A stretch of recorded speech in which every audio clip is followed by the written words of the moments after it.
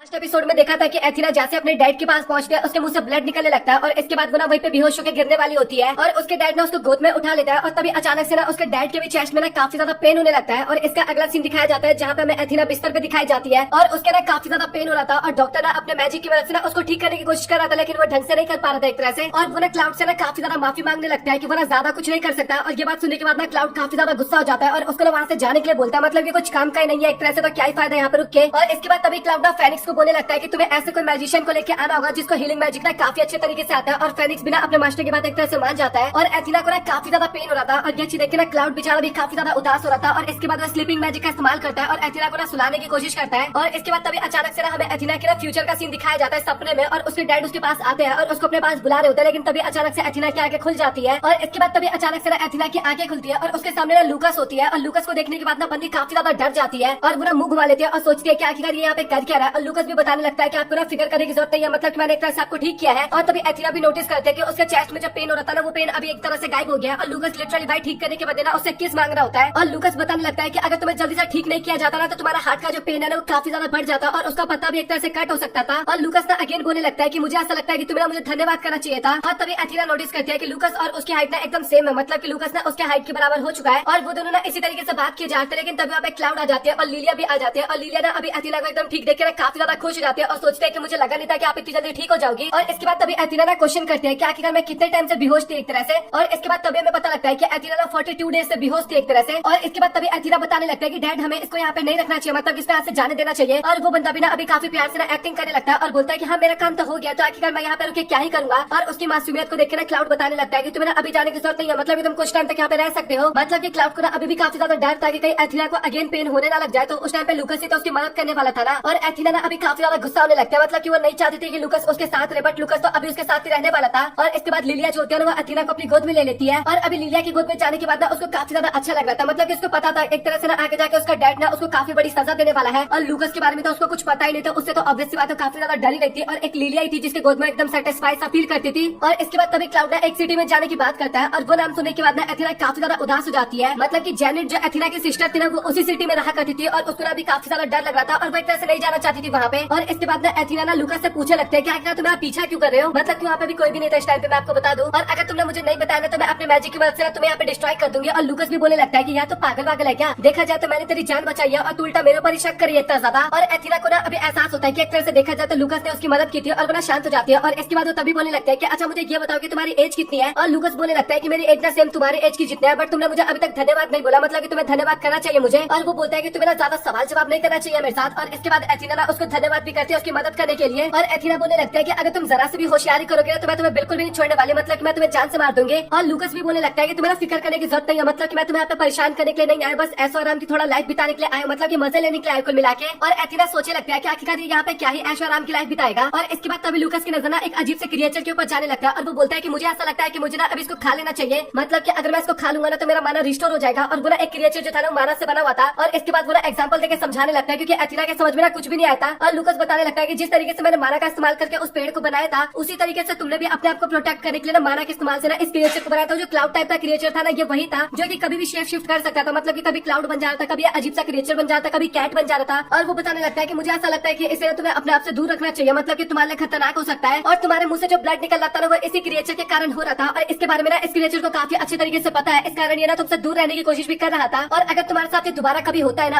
अगर मैं उस टाइम पे तुम्हारे साथ नहीं रहूंगा ना तो तुम्हें कुछ हो भी सकता है मतलब कि तुम्हारा पत्ता भी कट हो सकता है और अगर तुम्हें अपने आप को प्रोटेक्ट करना है तो तुम्हें काफी तगड़ा वाला मैजिक एक तरह से सीखना होगा और वो बताने लगता है कि तुम्हें ना मैजिक को कंट्रोल करना सीखना चाहिए और जो एथिना होती है ना वो इसलिए मान जाती है मतलब कि वो भी ना अभी मैजिक को कंट्रोल करना सीखने वाली थी और इसके बाद हमें एथिना दिखाई जाती है जो कि ना अपना मैजिक का प्रैक्टिस कर रही थी मतलब कि एक सर्कल को क्रिएट कर रही थी और वहाँ पे तभी एक लेडी आती है और वो बताने लगता है कि आप ना काफी टाइम से मेहनत कर रही हो काफी टाइम से प्रैक्टिस कर रही हो तो मुझे ऐसा लगता है कि आपको ना थोड़ा आराम कर लेना चाहिए ब्रेक लेना चाहिए एक तरह से लेकिन इसके बाद एथिना ना उसको वहाँ से जाने के लिए बोल देती है और कुछ टाइम बाद हमें एथिना का सीन दिखाया जाता है जहाँ पे बंदी काफी ज्यादा उदास थी और वो केवल अपने मैजिक के बारे में सोचे जा रही थी कि आखिरकार वो कैसे सीखेगी और इसके बाद तभी कैट ना उसके पास आ जाता है और एथिना ना कैट के साथ खेलने लगती है और तभी अचानक से ना लूकस भी वहाँ पे आ जाता है और वो ना अगेन वही क्वेश्चन करने लगता है कि मुझे ऐसा लगता है कि तुमने अभी तक अपने मैजिक को कंट्रोल करना नहीं सीखा और तुम्हें ना इसके साथ खेलना कम चाहिए और प्रैक्टिस ज्यादा करना चाहिए और इसके बाद लूकस ना मैजिक का इस्तेमाल करता है और उस कैट को ना मैजिक की मदद से ना अपने पास उड़ा के ले आता है और वो बताने लगता है कि मुझे ऐसा लगता है कि मुझे ना अब इसको खा लेना चाहिए और ये सुनने के बाद ना एथिना काफी ज्यादा गुस्सा हो जाती है और अपने कैट को ना लूकस से ना छुड़ाने की कोशिश करते हैं मतलब छीनने की कोशिश करते हैं बट ऐसा नहीं कर पा रही थी और कुल मिला के लूकस ना उसके मजे ले रहा था, मतलब कि एथेना के मजे ले रहा था, वो जानबूझ के कैट उसको नहीं दे रहा था। और इसके बाद तभी वहाँ पे क्लाउड भी आ जाता है और वो पूछने लगता है कि यहाँ पे कोई प्रॉब्लम है क्या, मतलब कि तुम लोग कुछ कर रहे हो। और इसके बाद लूकस तो बताने लगता है कि एथेना ने ना अपने मैजिक का इस्तेमाल किया है और साथ ही उस मैजिक के इस्तेमाल से ना उसने क्रिएचर को क्रिएट किया है, बट उन्होंने ना एक तरह से मैजिक का इस्तेमाल काफी ज्यादा कर लिया था, मतलब कि अपने माना का इस्तेमाल, और इस कारण वो ओवरफ्लो हो गया और उसके मुंह से ना ब्लड निकलने लगा एक तरह से। और मुझे ऐसा लगता है कि अभी एथेना को ना इस क्रिएचर से ना थोड़ा दूर रहना चाहिए और मैंने वही करने की कोशिश कर रहा था। और क्लाउड ना उसकी बातें सुनकर काफी ज्यादा इंप्रेस होता है और वो बताने लगता है कि मुझे ऐसा लगता है कि तुम्हें ना एथेना के साथ ही रहना चाहिए और उसके ऊपर नजर रखना चाहिए कि कुछ गलत काम ना कर रही हो। और क्लाउड भी बोलने लगता है कि मुझे ऐसा लगता है कि अभी इस क्रिएचर को ना यहाँ से भगा देना चाहिए। और इसके बाद एथेना ना हमें अगेन मैजिक का प्रैक्टिस करते हुए नजर आती है, बट उससे ना कुछ नहीं हो रहा, बंदी काफी ज्यादा परेशान होती जा रही थी। और इसके बाद तभी यहाँ पे लूकस आता है और वो बोलता है कि मुझे ऐसा लगता है कि तुम काफी ज्यादा मेहनत कर रही हो। और तभी एथेना के दिमाग में ना कुछ चलने लगता है और वो पूछने लगता है कि क्या तुम मेरी मदद कर सकते हो प्रैक्टिस करने में। और अभी एथेना ना लूकस की काफी ज्यादा तारीफ करने लगती है और बोलती है कि मुझे पता है कि आप ना दिल से काफी ज्यादा अच्छे इंसान हो और आप ना मेरी जरूर मदद करोगे मैजिक सीखने में, मतलब कि एक तरह से वो ना अपने चार्म का इस्तेमाल कर रही थी वहाँ पे और वो ना लगातार अपने चार्म का इस्तेमाल किए जा रही थी। और लूकस भी ना अभी काफी गौर से ना उसकी तरफ देखने लगा था और एक तरह से बंदा ना उसको मना भी नहीं कर पा रहा था, मतलब कि वो तैयार हो जाता है एक तरह से सिखाने के लिए। और साथ ही एथेना भी सोचने लगती है कि ये बंदा ना मेरी मदद काफी अच्छे तरीके से कर सकता है और वो बताने लगता है कि मैंने तुम्हें बाद में सिखाऊंगा, मतलब कि अभी मुझे काफी ज्यादा भूख लगा और मुझे आपसे जाना होगा। और इसके बाद तभी हमें ड्यूक का सीन दिखाया जाता है और वो ना एथेना को देखकर ना काफी ज्यादा खुश होता है और बोलने लगता है कि मैं आपसे मिलकर ना काफी ज्यादा अच्छा लगा, मतलब कि आप एकदम ठीक हो ये देख के। और एथेना भी ना ऊपर से तो काफी ज्यादा प्यार से एक्टिंग करते हैं कि सच में मुझे भी काफी अच्छा लगा आपसे मिलकर, लेकिन अंदर ही अंदर ना उसको काफी ज्यादा बुरा लग रहा था, मतलब कि वो ना ड्यूक से एक तरह से बिल्कुल भी नहीं मिलना चाहती थी। और इसके बाद तभी एथेना बोलते हैं कि डैड अभी ना मैं थोड़ा देर खेलने के लिए जा रही हूँ। और तभी ड्यूक वहाँ पे ना अगेन अपने बेटे की तारीफ करने लगता है कि तुम चाहो तो तुम उसके साथ खेल सकते हो, मतलब कि काफी ज्यादा कमाल का है, काफी अच्छा मैजिक का इस्तेमाल करता है और दिल से भी काफी अच्छा इंसान है वो। और इसके बाद तभी एथेना बताने लगता है कि आपको फिक्र करने की जरूरत है, मतलब कि मेरा भी ना एक काफी अच्छा दोस्त बन चुका है। और इसके बाद तभी ना वहाँ पे लूकस की एंट्री होती है और ड्यूक जो होता है ना वो लूकस को देखने के बाद पता नहीं क्यों भाई काफी ज्यादा घबरा जाता है। और इसके बाद फाइनली लूकस जो था ना वो अभी एथेना को ना मैजिक सिखाना स्टार्ट करता है और लिटरली भाई स्टार्टिंग में तो दोनों काफी ज्यादा एक्साइटेड होते हैं, मतलब कि लूकस भी और एथेना भी। बट एथेना जब मैजिक का इस्तेमाल करना स्टार्ट करती है तो लिटरली भाई सब कुछ भी नहीं हो पाता, मतलब कि जो भी काम करने की कोशिश कर रही थी ना सारा काम एक तरह से गलत किए जा रही थी। और बेचारी एथेना भी ना अभी धीरे धीरे काफी ज्यादा उदास होने लगी थी और साथ ही लूकस बेचारे का तो दिल टूट गया था, मतलब कि वो तो कुछ कर ही नहीं पा रहा था। और इसके बाद एथेना ना अगेन मैजिक प्रैक्टिस करना स्टार्ट करती है और लूकस उसको बोलने लगता है कि आखिर तुम्हें मैजिक सीखना है क्यों, मतलब कि तुम्हें नहीं सीखना चाहिए एक तरह से। लेकिन एथेना ना फोर्स करने लगता है कि वो ना मैजिक सीख के रहेगी। और अभी जितने भी मेट थी ना वो सभी भी ना काफी ज्यादा खुश थे एथेना को इतना ज्यादा मेहनत करते हुए देख के, मतलब कि लगातार काफी टाइम से ना प्रैक्टिस किए जा रही थी। और इसके बाद एथेना ना अगेन काफी ज्यादा मेहनत करने लगती है और उसकी मेहनत देख के ना लूकस भी काफी ज्यादा इंप्रेस हो जाता है, मतलब कि सोचने लगता है कि सच में लड़की ने काफी ज्यादा कमाल किया। और इसके बाद हमें पता लगता है कि एथेना ना मैजिक के साथ ना और बाकी बेसिक चीजें भी सीख रही थी, जैसे कि डांस करना, बैलेंस करना, ये सारी चीजें। और अभी एथेना ना इन सभी कामों में ना काफी अच्छी हो गई थी, मतलब की बुक्स या फिर बाकी चीजों को ना अच्छी तरीके से बैलेंस कर पा रही थी वो। और एथेना ना शाम के टाइम पे मैजिक का प्रैक्टिस करते करते सो जाती है और लिटरली काइल उसके पास आता है और वो काफी ज्यादा तारीफ करने लगता है कि सच में एथेना ने काफी ज्यादा कमाल किया है, मतलब कि वो एक तरह से मैजिक का इस्तेमाल नहीं कर पा रही, उसके बाद में काफी ज्यादा मेहनत की जा रही है। और इसके कुछ टाइम बाद एथेना सो के उठती है और वो अगेन लूकस से पूछने लगता है कि अभी मुझे क्या स्टडी करना चाहिए, मतलब कि बुक्स के बारे में बात कर रही थी। और लूकस भी बोलने लगता है कि आखिर तुम इतना ज्यादा मेहनत क्यों करना चाहती हो। और इसके बाद एथेना भी बोलने लगती है कि तो एक तरह से ऑब्वियस सी बात है ना, मुझे तो प्रैक्टिस करना चाहिए, मतलब कि मेरी लाइफ काफी ज्यादा खतरे में है और मुझे प्रैक्टिस तो करना ही चाहिए मैजिक का। और वो ना अपने डैड के साथ रहना चाहती थी और वो ये तो बिल्कुल भी नहीं चाहती थी कि बीमारी में मरे एक तरह से। और इसके कुछ टाइम बाद ना एथेना ना अपने डैड के साथ भी ना काफी ज्यादा टाइम स्पेंड करती है और उसको ना काफी ज्यादा अच्छा भी लगता है। और इसके बाद फेनिक्स और हमें लूकस का सीन दिखाया जाता है, मतलब ये क्लाउड का सीन दिखाया जाता है, जहाँ पे फेनिक्स ने काफी ज्यादा चीजें बताता है लूकस के बारे में क्लाउड को।